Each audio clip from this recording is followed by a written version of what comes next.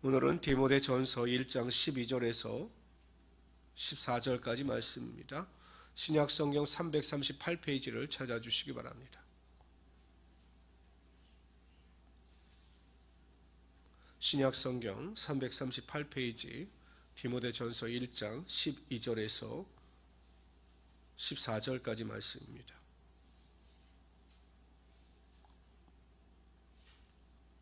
우리 다 같이 12절에서 14절까지를 읽도록 합니다.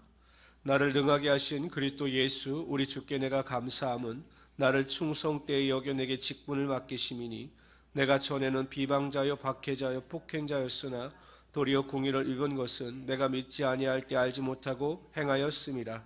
우리 주의 은혜가 그리스도 예수 안에 있는 믿음과 사랑과 함께 넘치도록 풍성하였도다. 우리가 잘 알다시피 디모데 전서와 디모데 후서는 사도 바울의 마지막 서신서입니다. 디모데 전서 후서를 기록한 뒤에는 더 이상 사도 바울이 성경을 기록하지 않았다라는 것이죠.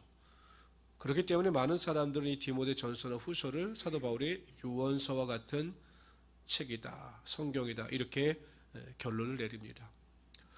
보통 사람들은 죽을 때 후회를 한다라고 합니다. 마지막 숨을 거두기까지도 지금까지 살아왔던 자신의 인생을 후회하면서 죽음을 맞이한다라고 합니다. 대부분의 사람들이 그렇다고 합니다.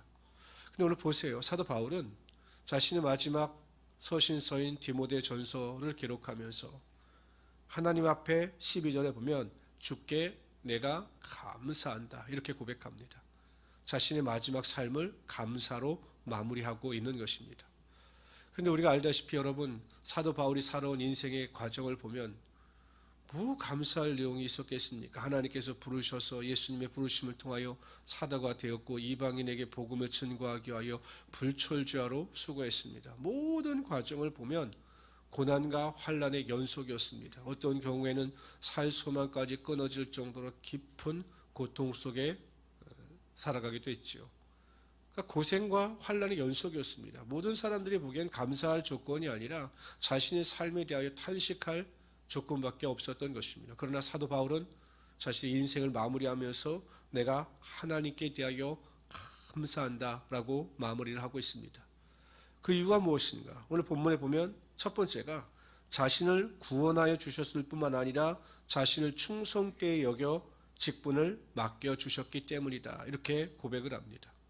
사도 바울은 자신이 예수 그리스도의 부름을 받아 하나님의 사도로서 세우심을 잊기 전까지 자신을 비방자요, 회방자요, 박해자였다 이렇게 기록합니다. 15절에 보면 내가 죄인 중에 괴수였다 이렇게 밝히고 있습니다.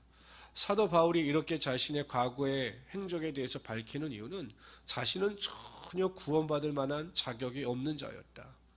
하나님의 은혜로 택함을 받지 못했다면 자신은 절대로 구원을 얻지 못하고 영원히 멸망당할 자였는데 하나님께서 자신을 구원하여 주셨을 뿐만 아니라 자신에게 사도라고 하는 귀한 사명을 주셔서 하나님을 위하여 살게 하셨으니 이것이 정말로 감사하다 이렇게 고백하고 있습니다. 이 세상에서 구원 얻는 일보다 더 중요하고 가치 있는 일은 없습니다.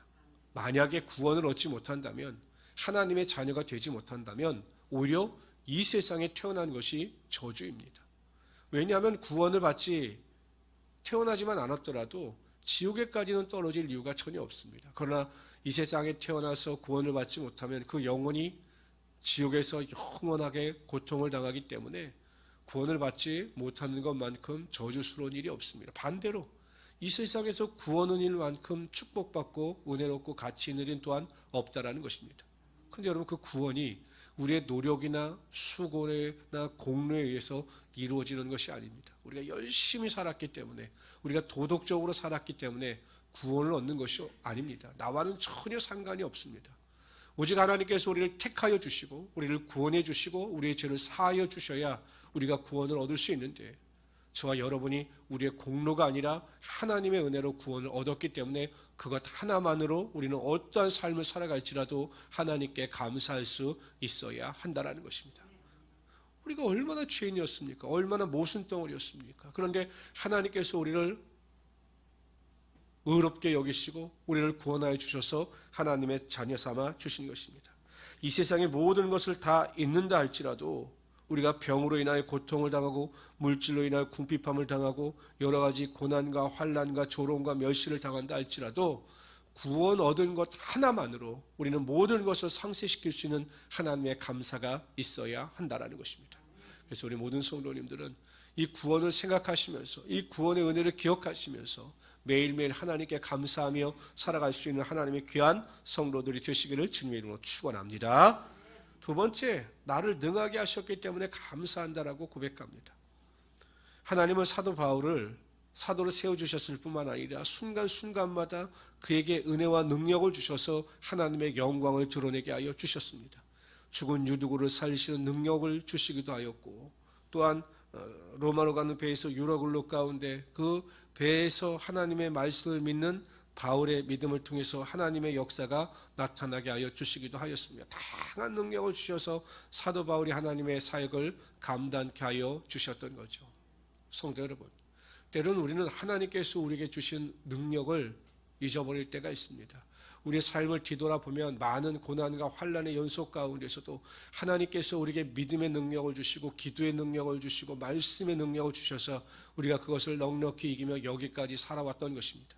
근데 그것을 망각하는 것이죠. 그러므로 인하여 우리가 하나님께 감사하지 못하고 원망하고 불평하는 것입니다. 사도 바울은 내게 능력 주시는 자 안에서 내가 모든 것을 할 수 있다라고 빌립보서 4장에서 고백합니다.